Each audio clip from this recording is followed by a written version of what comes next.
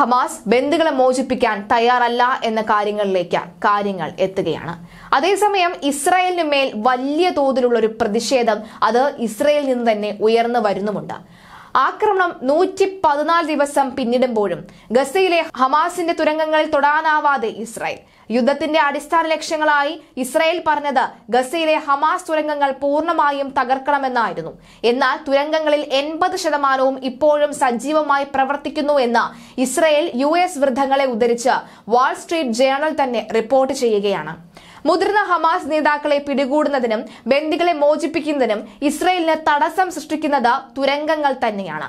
ആശുപത്രികളിലടക്കം ആക്രമണം നടത്തിയതിന് ഇസ്രായേൽ ന്യായീകരിച്ച് അടിയിൽ തുരങ്കങ്ങളുണ്ട് എന്ന് പറഞ്ഞായിരുന്നു. എന്നാൽ ഗസയിലെ ആശുപത്രികളെല്ലാം ആക്രമിച്ച് തകർത്തിട്ടും ഒരു തുരങ്കം പോലും കണ്ടെത്താനായിട്ടില്ല എന്നാണ് പറയുന്നത്. എന്നാൽ ഈ മാസം ആദ്യവും കഴിഞ്ഞ ആഴ്ചയും 2 തവണകളായി ഇസ്രായേൽ കണ്ടുപിടിച്ചിട്ടുള്ള തുരങ്കങ്ങളുടെ വമ്പൻ ശൃംഖലകൾ അവർ പുറത്തുവിട്ടിരുന്നു. എന്നാലും തുരങ്കങ്ങളെ പോലും തൊടാൻ സാധിക്കാത്ത വിധത്തിലെ കാര്യങ്ങൾ പോകുന്നു. അതിന്റെ 80% ഇപ്പോഴും സജീവമായി പ്രവർത്തിക്കുന്നുണ്ട് എന്ന ആക്ഷേപം ഇപ്പോഴും ഉയരുകയാണ്. അൽ-ഷിഫ ആശുപത്രിക്കടിയിൽ തുരങ്കം കണ്ടെത്തിയെന്ന ഇസ്രായേൽ അവകാശപ്പെട്ടെങ്കിലും അത് നേരത്തെ തങ്ങൾ തന്നെ നിർമ്മിച്ചതാണ് എന്ന മുൻ പ്രധാനമന്ത്രി യഹൂബ് ബറാക്ക് വെളിപ്പെടുത്തിയതോടുകൂടി ആ വാദം പൊളിയുകയായിരുന്നു. ഗസയ്ക്കടിയിൽ 300 മൈൽ അധികം നീളത്തിൽ തുരങ്കങ്ങൾ നിർമ്മിച്ചിട്ടുണ്ട് എന്നാണ് ഇസ്രായേൽ പറയുന്നത്. ഹമാസ് ആയുധങ്ങൾ സൂക്ഷിക്കുന്നതും മുതിർന്ന നേതാക്കളും പോരാളികളും താമസിക്കുന്നതും ഇതിലാണ് എന്നും ഇസ്രായേൽ അന്ന് പറഞ്ഞിരുന്നു. എന്നാൽ പിന്നീട് ഇസ്രായേൽ കണ്ടെത്തിയ തുരങ്കങ്ങൾക്കകത്തായിരുന്നു ബന്ദികളെ അവർ പാർപ്പിച്ചിരുന്നത് എന്നത് തെളിവ് സഹിതമാണ് പുറത്തുവിട്ടത്. കാരണം ആദ്യഘട്ടത്തിൽ ബന്ദികൾ മോചിതരാവുകയും അതിലുണ്ടായിരുന്ന ഒരു പെൺകുട്ടി വരച്ച ചിത്രവും ഇവർക്ക് അവിടെ നിന്ന് ലഭിക്കുകയുണ്ടായി. ഇസ്രായേലിന്റെ ആക്രമണം മനസ്സിലാക്കി അവർ ഓരോ നിമിഷവും മാറിക്കൊണ്ടേയിരിക്കുകയാണ് എന്ന് ഇപ്പോൾ ഹമാസ് മാറിക്കൊണ്ടേയിരിക്കുകയാണെന്ന് പലതരത്തിലുള്ള റിപ്പോർട്ടുകളും പുറത്തു വന്നു. തുരങ്കങ്ങൾ നശിപ്പിക്കാൻ പല വഴികളും ഇസ്രായേൽ നോക്കുന്നുമുണ്ട്.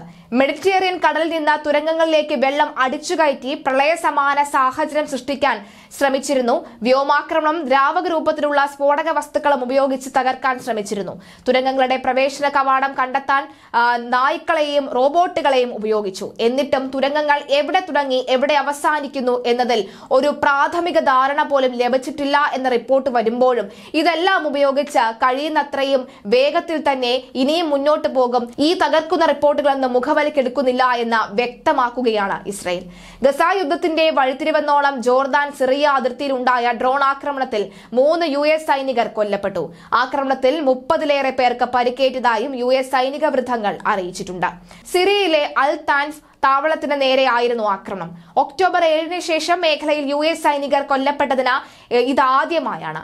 ഇറാൻ പിന്തുണയുള്ള സംഘമാണ് ആക്രമണത്തിന് പിന്നിലെന്നും ശക്തമായി തിരിച്ചടി ഉണ്ടാകുമെന്നും US പ്രസിഡന്റ് ജോ ബൈഡൻ മുന്നറിയിപ്പ് നൽകി.